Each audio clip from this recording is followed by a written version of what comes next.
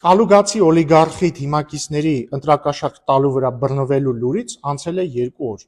Ինչ տեղի ունեցավ այս 2 օրերի ընթացքում։ Արդյոք երկարամյա լրագրողները, անաչառ խմբագիրները,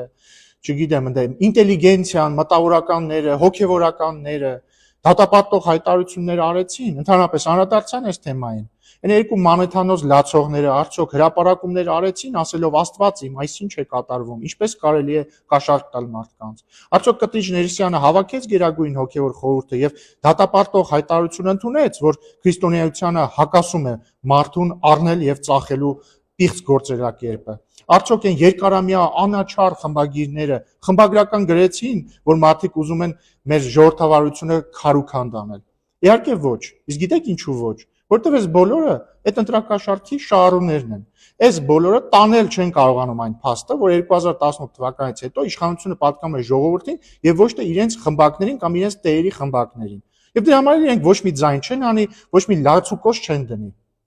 Բայց իրենք լացուկոս կդնեն։ Իրենք լացուկոս կդնեն հունիսի 7-ին, երբ որ իրենց ժողովուրդը ցույց կտա իրենց տեղը, որը ոնց որ թե մոռացել են։